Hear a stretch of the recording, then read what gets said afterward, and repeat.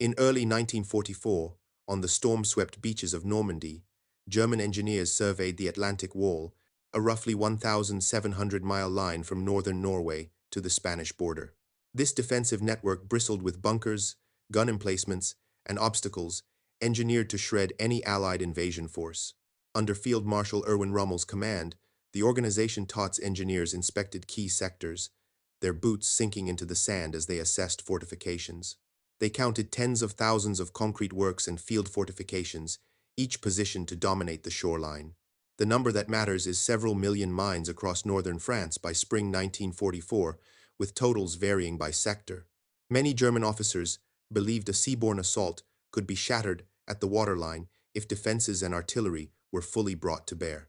Rommel, pacing the dunes, demanded more obstacles, steel hedgehogs, wooden stakes, barbed wire, to choke the invasion at the water's edge. Yet, gaps persisted. Normandy's defenses lagged behind Calais, with fewer guns and undertrained troops. Engineers noted the 155-millimeter battery at Point du Hoc with roughly 12-mile range. The guns were moved inland before 6 June. The Atlantic Wall, they thought, would hold. In the gray dawn of March 1944, German engineers trudged along the Normandy coast, clipboards in hand, inspecting the Atlantic Wall's fortifications. The wind whipped across the dunes, carrying the tang of salt and rust from steel obstacles half buried in the sand. Field Marshal Erwin Rommel, his face weathered by desert campaigns, joined them at key points, his eyes scanning the horizon for signs of an Allied fleet that had not yet appeared. The wall, stretching roughly 1,700 miles from northern Norway to the Spanish border, stood as Germany's bulwark against invasion. Engineers reported tens of thousands of concrete works, bunkers, casemates, and observation posts dotting the coastline, each designed to withstand naval bombardment. Several million mines, with totals varying by sector, carpeted northern France, ready to tear through any landing force. Rommel, relentless in his inspections, demanded more: underwater obstacles, barbed wire, and concrete tetrahedrons to snag landing craft at high tide. The number that matters is several million mines across northern France by spring 1944, a figure meant to paralyze invaders. At Omaha Beach, engineers tested machine gun positions, their arcs of fire covering every inch of the shoreline. The cliffs, rising 100 feet above the surf, offered a natural fortress reinforced with concrete emplacements.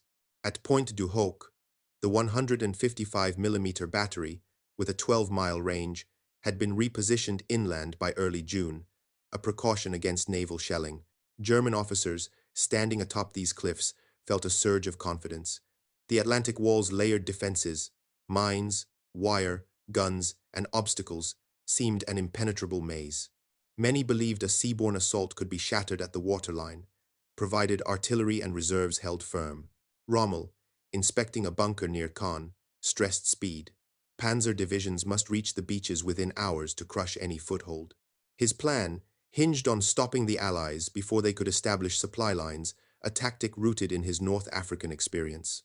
Yet, cracks in the wall's design began to show, unnoticed by most. Normandy's defenses, though formidable, paled compared to the Pas de Calais, where heavier fortifications and more troops concentrated. Engineers noted shortages of cement and steel in some sectors, forcing reliance on wooden stakes and outdated guns. The constraint was manpower. Many divisions guarding the wall were under strength, composed of conscripts or foreign troops with questionable loyalty. At Utah Beach, a low-lying stretch, defenses relied heavily on flooded fields and scattered mines, less robust than the concrete-heavy Omaha sector. German intelligence, fixated on Calais as the likely invasion point, dismissed Normandy's vulnerabilities. Engineers, focused on their blueprints, rarely questioned this assumption. They calculated firing ranges and obstacle densities, believing no force could sustain a landing without capturing a major port. In bunkers along the coast, soldiers manned their posts, their breath visible in the damp air. Many were veterans of the Eastern Front, redeployed to static defenses, their morale strained by years of war. Others, younger conscripts, gripped their rifles tightly, aware of the invasion's inevitability, but trusting the wall's strength. Local French civilians, under occupation, watched the Germans' feverish preparations. Some, risking execution, relayed details of bunker locations and minefields to the resistance, their whispers carried to Allied planners across the Channel. The Germans, unaware of these leaks, continued their inspections, measuring angles of fire and reinforcing weak points. Rommel, during a visit to Gold Beach, pointed to the sea. The first 24 hours would decide everything. The Allies, meanwhile, were crafting a plan the Germans could not foresee. Across the Channel, engineers perfected Mulberry Harbor's artificial ports to be towed across the sea and assembled off invasion beaches. These structures, unknown to German inspectors, could handle thousands of tons of supplies daily, bypassing the need for ports like Cherbourg. Higgins boats, flat-bottomed craft designed for rapid beach landings, were mass-produced, capable of carrying 36 men or a jeep directly onto the shore. German intelligence reports, scoured by analysts in Berlin, mentioned no such innovations. The wall's architects assumed the Allies would falter without a deep-water port, their troops stranded under German guns. This blind spot grew with each inspection, as engineers focused on concrete and steel, not the Allies' ability to rewrite invasion tactics. By late spring, the Atlantic Wall stood at its peak. Engineers reported progress, new obstacles installed, more mines laid, and bunkers reinforced with extra concrete. Rommel, touring Juno Beach, nodded at the rows of steel hedgehogs glinting in the surf. His strategy was clear: force the Allies into a meat grinder, where waves of men and machines would break against fortified shores. Yet, the uneven distribution of resources haunted the effort. Calais, with its dense fortifications, drew the best guns and troops, while Normandy relied on second-rate divisions. The cold reality: only one-third of the wall's planned fortifications were complete by June 1944. Engineers, caught in the grind of inspections, overlooked this gap, their reports filled with precise measurements, but missing the broader flaw. German commanders, gathered in coastal headquarters, reviewed the latest data. Maps showed firing ranges, mine densities, and troop positions, all pointing to a robust defense. They calculated that no invasion could sustain itself without a port, a belief rooted in traditional amphibious warfare. The Mulberry harbors and Higgins boats, already in motion across the Channel, remained a shadow beyond their calculations. Rommel, standing on a cliff overlooking Sword Beach, envisioned the coming battle: waves crashing, shells bursting, and Allied ships sinking under his guns. His engineers shared this vision, their confidence forged in the Atlantic Wall's scale. But the Allies' innovations, unseen and unimagined, were about to shift the battlefield's logic. German officers cursed the Allies' unseen harbors and boats, rewriting invasion rules. The Atlantic Wall, for all its steel and concrete, stood on assumptions now crumbling. The engineers, meticulous in their inspections, had built a fortress to fight the last war, not the one coming. Their calculations, precise to the meter, missed the revolution in amphibious warfare. As June approached, the Atlantic Wall gleamed under the Normandy sun, a monument to German engineering and a trap waiting to be sprung. In the pre-dawn mist of May 1944, German engineers walked the Normandy beaches, their lanterns casting shadows on steel obstacles jutting from the sand. The Atlantic Wall, a 1,700-mile barrier from Norway to the Spanish border, stood as their masterpiece, with tens of thousands of concrete works anchoring its defense. Several million mines, varying by sector, lay buried across northern France, each a silent threat to any invader. The engineers, clad in heavy coats, measured distances between bunkers and tested gun emplacements, their calculations precise to the meter. At Omaha Beach, machine guns could sweep the shore with 500 rounds per minute, a rate designed to cut down waves of infantry. Field Marshal Erwin Rommel, inspecting Juno Beach, urged his men to add more obstacles, his voice sharp against the crashing surf. He believed the invasion's first hours would decide the war, with German artillery and panzers crushing any beachhead. The engineers nodded, their confidence rooted in the wall's layered defenses: mines, wire, and concrete designed to hold the line. Across the English Channel, Allied planners worked in secrecy, their innovations poised to unravel the German defenses. In hidden shipyards, engineers assembled Mulberry harbors, prefabricated ports that could be towed across the sea and built off invasion beaches.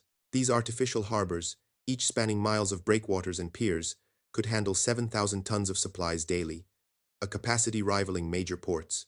At Arromanches, designated for the British at Gold Beach, and Saint-Laurent-sur-Mer, planned for the Americans at Omaha. These structures would bypass the need for Cherbourg or Le Havre. The Germans, fixated on traditional amphibious tactics, assumed no invasion could sustain itself without a deep-water port. Their intelligence, combed through in Berlin's war rooms, missed the Mulberries entirely, leaving engineers blind to the Allies' ability to supply a beachhead.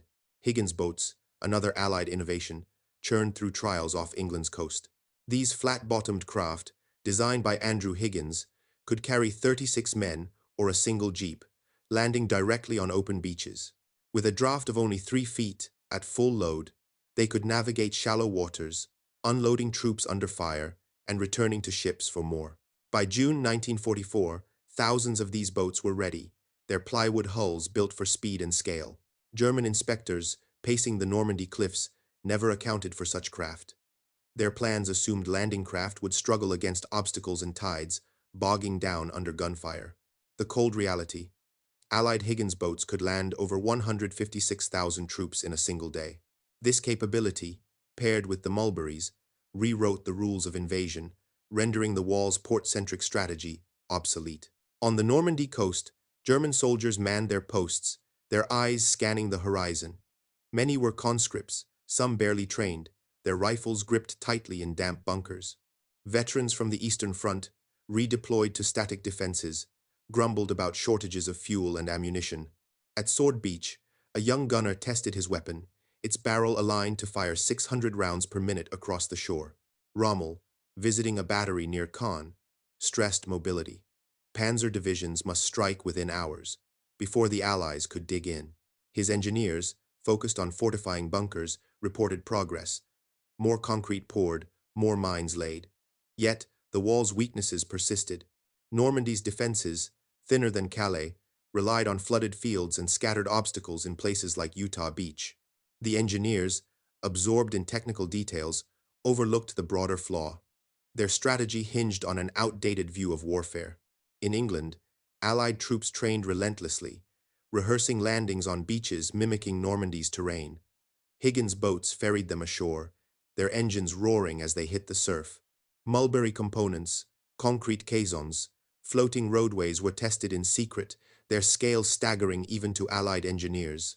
The British Mulberry, destined for Arromanches, included 146 caissons, each weighing 6,000 tons, towed across the channel in precise formation. The Americans, preparing their Mulberry for Omaha, faced logistical hurdles but pressed forward. These harbors, once assembled, would transform open beaches into supply hubs, feeding the invasion's momentum. German intelligence, despite intercepted signals, failed to grasp this plan. Their analysts, buried in reports, assumed the Allies would target Calais, where the wall's heaviest guns waited. As June approached, German engineers completed their final inspections, their reports filled with data on firing arcs and obstacle density. At Point du Hoc, the 155mm battery, moved inland to avoid naval shelling, still threatened ships 12 miles out. Rommel, standing on a bunker overlooking Gold Beach, envisioned chaos. Allied troops pinned down, their ships sunk by coastal guns. His engineers shared this vision, their confidence bolstered by the wall's scale. But the Allies' innovations loomed, unseen. The Mulberries, with their 7,000-ton daily capacity, and Higgins boats, landing thousands hourly, were about to shift the battlefield's logic. German planners, wedded to their concrete and steel, missed the revolution brewing across the channel. German commanders cursed the Allies' hidden harbors and boats, outmaneuvering their defenses.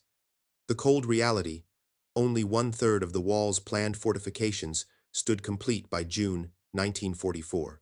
On the eve of invasion, German engineers slept soundly, their blueprints pristine, their calculations unassailable. The Atlantic Wall gleamed under the moonlight, its bunkers and mines a testament to years of labor. But the Allies, with their floating harbors and agile boats, were ready to strike. In Normandy's villages, French civilians whispered of invasion, their hopes carried to Allied agents. The Germans, oblivious, manned their posts, their guns trained on the sea. The wall, for all its might, stood on assumptions now crumbling, its engineers blind to the storm approaching. On June 5, 1944, The Allied armada gathered, its ships stretching across the channel. Higgins boats bobbed beside transports, their crews ready to ferry thousands to the beaches.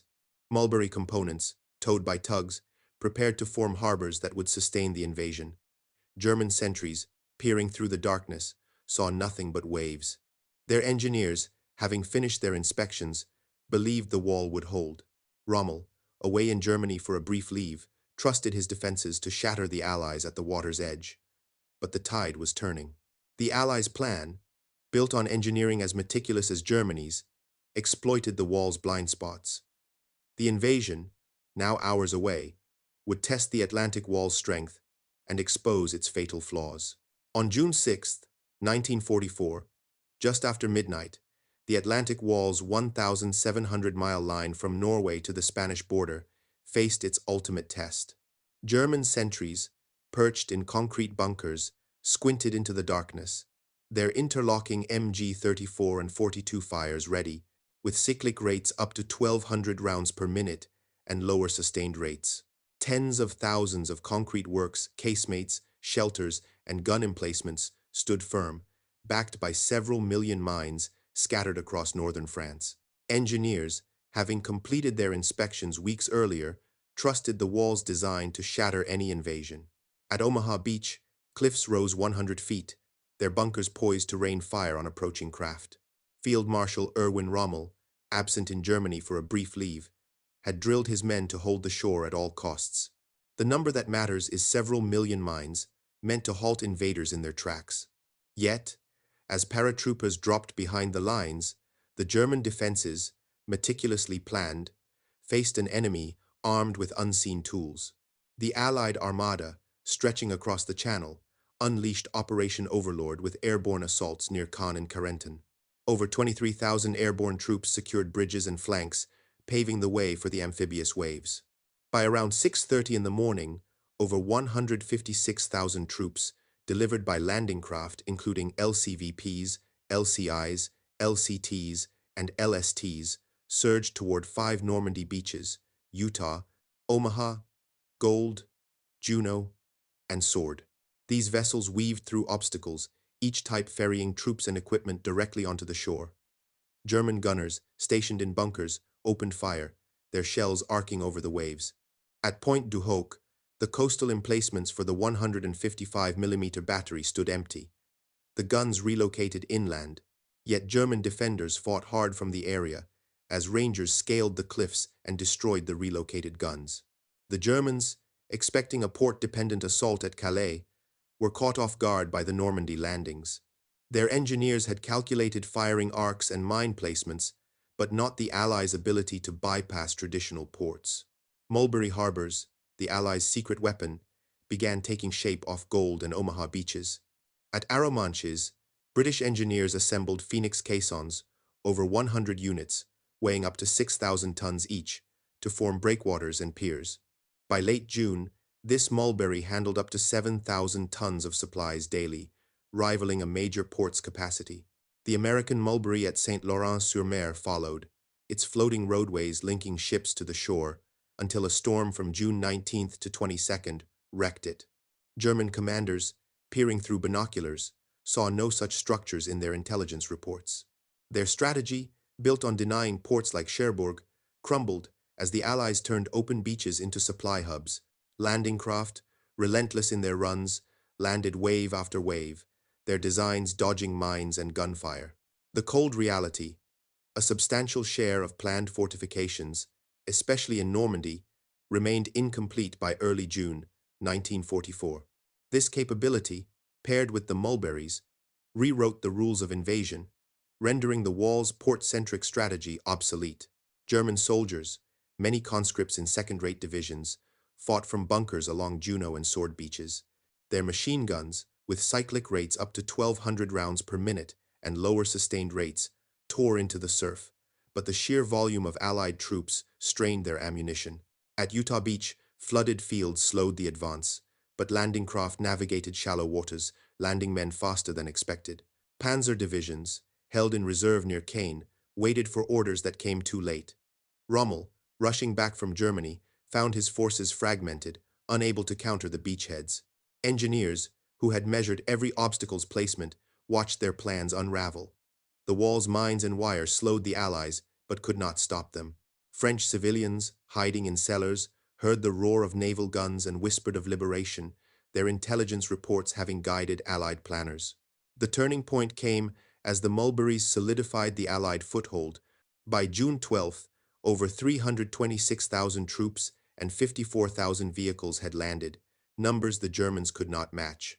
Coastal batteries, designed to sink ships 12 miles out, faced relentless naval bombardment, their crews pinned down. At Omaha, fierce resistance from bunkers atop the cliffs cost thousands of lives, but landing craft kept coming, their designs evading underwater obstacles. German officers cursed the Allies' floating harbors and agile craft, shredding their defensive logic. The Atlantic Wall, built to withstand a conventional assault, buckled under the weight of innovation.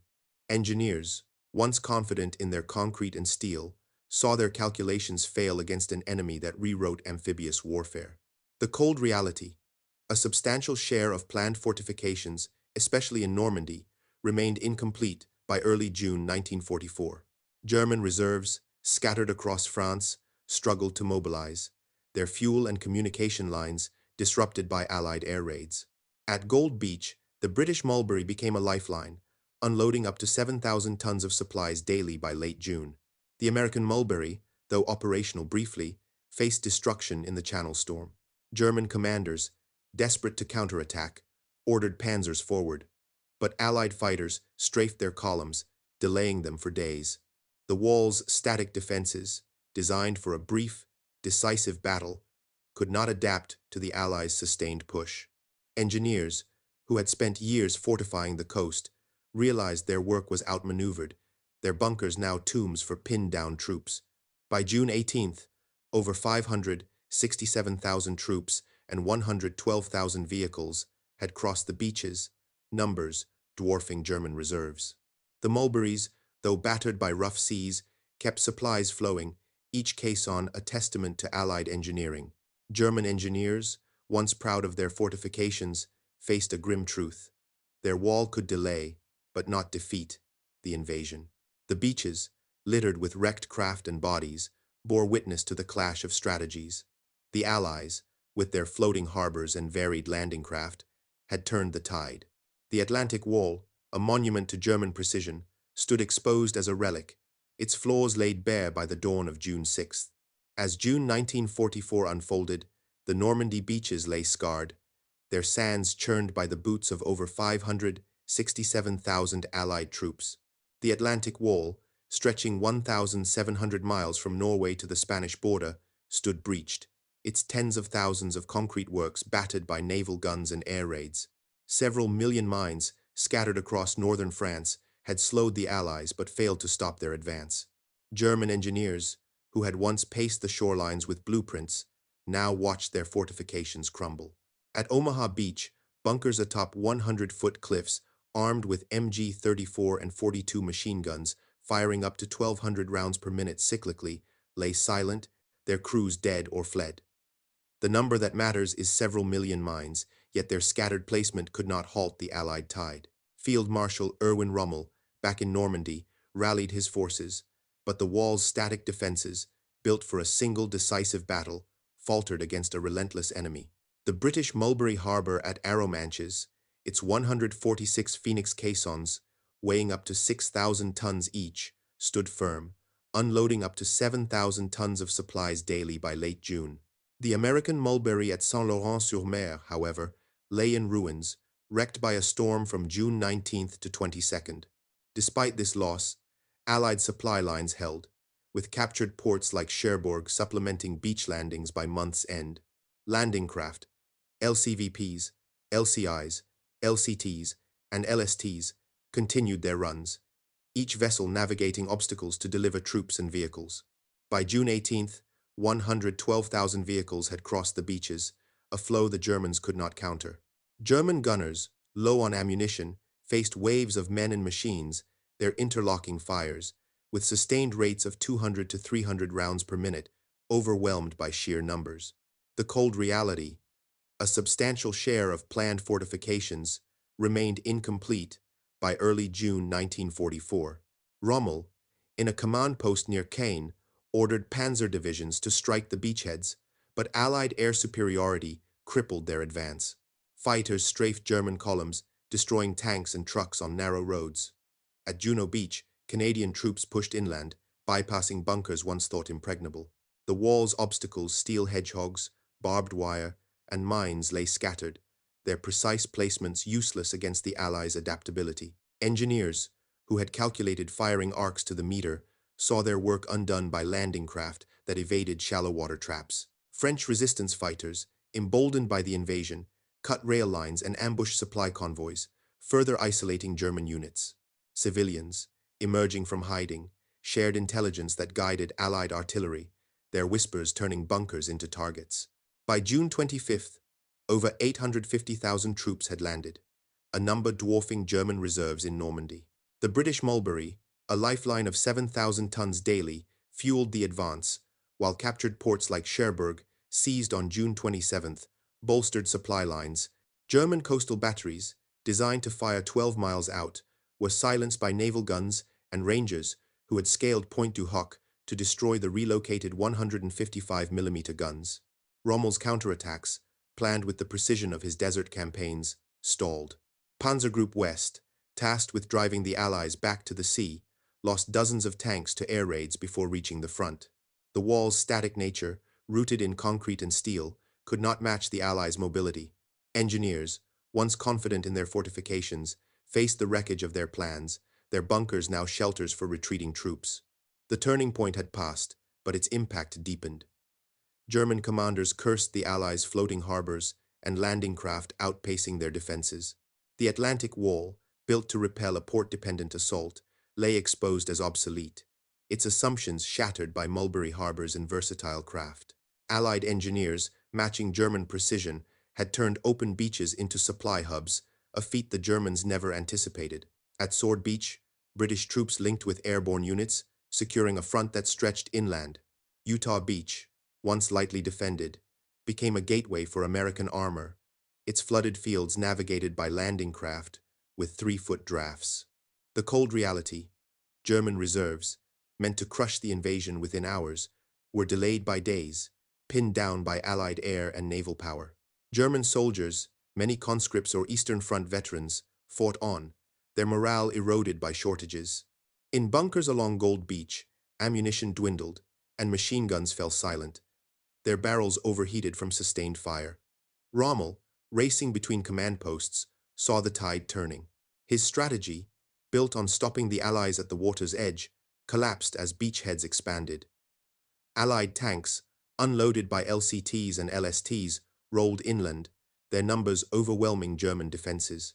By early July, over 1 million troops and 148,000 vehicles had crossed the Normandy beaches, a logistical triumph powered by the Mulberries and landing craft.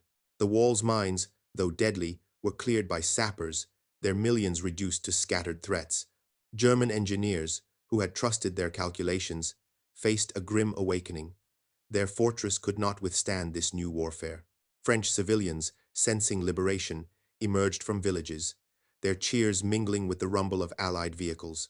Resistance fighters, armed with smuggled weapons, harassed German rear lines, their sabotage amplifying the chaos. Rommel, under pressure, ordered a desperate defense of Caen, but Allied artillery, guided by precise coordinates, pounded his positions. The Atlantic Wall, a monument to German engineering, lay in tatters, its bunkers cracked, its obstacles bypassed. The Allies, with their floating harbors and agile craft, had rewritten the battlefield's rules. German commanders, once certain of victory, faced retreat, their plans undone by innovations they never foresaw. The beaches, scarred by battle, stood as a testament to the clash of strategies, the wall's collapse marking the beginning of Germany's defeat in the West. By July 1944, the Normandy campaign had shattered the Atlantic Wall's 1,700-mile line from Norway to the Spanish border. Over 1 million Allied troops, supported by 148,000 vehicles, had surged inland, their advance fueled by the British Mulberry harbor at Arromanches, unloading up to 7,000 tons of supplies daily. German engineers, who had once measured bunker placements with precision, now surveyed a landscape of ruin. Tens of thousands of concrete works lay cracked or abandoned, their machine guns, MG, 34 and 42 models, with cyclic rates up to 1,200 rounds per minute, silenced by Allied firepower. Several million mines, scattered across northern France, had claimed lives, but failed to halt the invasion's momentum. The number that matters is several million mines, yet their impact dwindled as Allied sappers cleared paths through the fields. Field Marshal Erwin Rommel, wounded on July 17th by an Allied air attack, could no longer rally his crumbling forces. The British Mulberry, its Phoenix caissons weighing up to 6,000 tons each, stood as a testament to Allied engineering, sustaining the front as Cherbourg's port came online. Landing craft LCVPs, LCIs, LCTs, and LSTs continued to ferry supplies, their shallow drafts navigating the last of the wall's obstacles. At Omaha Beach, the cliffs, once a fortress of 100 feet, were quiet, their bunkers empty or destroyed. German divisions, depleted by weeks of fighting, retreated toward the Seine River, their supply lines severed by resistance sabotage and Allied air raids. Panzer Group West, meant to crush the beachheads, lost over 200 tanks to strafing runs by July's end. The cold reality, German reserves, delayed by days in early June, never recovered their momentum. Engineers, who had trusted their fortifications to hold, faced the wreckage of their strategy, their concrete works now, relics of a failed defense. Allied troops, pushing through hedgerows, captured Caen by July 9th, a city Rommel had vowed to hold. American forces, breaking out from Utah Beach, advanced towards St. Lo, their tanks rolling over fields once flooded by German defenses. The wall's obstacles steel, hedgehogs, barbed wire, mines lay bypassed, their precise designs outmatched by Allied mobility. French civilians, emerging from villages, cheered the liberators, their intelligence reports having pinpointed German positions. Resistance fighters, armed with Sten guns, ambushed retreating columns, their actions amplifying the chaos. German commanders cursed the Allies' floating harbors and landing craft outmaneuvering their static defenses. The Atlantic Wall, engineered to repel a conventional assault, stood exposed as obsolete, its bunkers mere markers of defeat. By August 1st, over 1,500,000 troops had landed, a number the Germans could not counter. The British Mulberry, handling 7,000 tons daily, and captured ports like Cherbourg, kept the Allied machine moving. German coastal batteries, built to fire 12 miles out, were overrun or dismantled, their crews scattered. At Point du Hoc, the empty emplacements, once meant for 155mm guns, symbolized the wall's collapse. Allied engineers, matching German precision, had turned the tide with their floating harbors and versatile craft. The cold reality, Germany's western defenses, planned for years, fell in weeks, undone by innovations the engineers never foresaw. The German retreat accelerated as Allied forces broke out in Operation Cobra, launched on July 25th. American tanks, supported by relentless air cover, tore through German lines, reaching Avranches by July 31st. Rommel's successors, under Field Marshal Gunther von Kluge, struggled to regroup, their panzers crippled by fuel shortages and bombed roads. The wall's mines, though numerous, were now scattered threats, cleared methodically by Allied sappers. German engineers, who had once stood confident on Normandy's cliffs, faced a grim awakening. Their fortress, built on outdated assumptions, could not withstand modern warfare. The beaches, littered with debris, bore witness to the clash of strategies, the Allies' ingenuity triumphing over concrete and steel. By mid-August, the liberation of Paris loomed, with Allied troops closing in from Normandy. French civilians, waving flags, greeted advancing columns, their hope fueled by the wall's collapse. The German army, retreating across France, left behind bunkers and obstacles, their engineering feats reduced to rubble. The Atlantic Wall, a monument to German ambition, stood as a lesson in overconfidence, its millions of mines and concrete works no match for the Allies' adaptability. The campaign, driven by Mulberry harbors and landing craft, marked the beginning of Germany's defeat in the West, a tide that would not turn back. By August 1944, the Atlantic Wall, once a 1,700-mile fortress from Norway to the Spanish border, lay in ruins. Over 1,500,000 Allied troops had swept through Normandy, their advance powered by the British Mulberry Harbour at Arromanches, unloading up to 7,000 tons of supplies daily. German engineers, who had staked their confidence on tens of thousands of concrete works, saw their bunkers abandoned or destroyed. Several million mines, scattered across northern France, were cleared or bypassed, their threat reduced to scattered detonations. The number that matters is several million mines, yet they could not stop the Allied tide. On August 25th, Paris was liberated, French civilians flooding the streets, their cheers drowning out the echoes of German retreat. The wall's collapse marked a turning point. German forces, battered by Allied air and ground assaults, fled east, their panzers crippled by fuel shortages. At Omaha Beach, the 100-foot cliffs, once bristling with MG-34 and 42 guns, stood silent, their emplacements empty. The cold reality: Germany's western defenses, built over years, fell in months, undone by Mulberry harbors and landing craft. Allied engineers, with their floating ports and versatile vessels, had outmatched German precision, turning open beaches into gateways for liberation.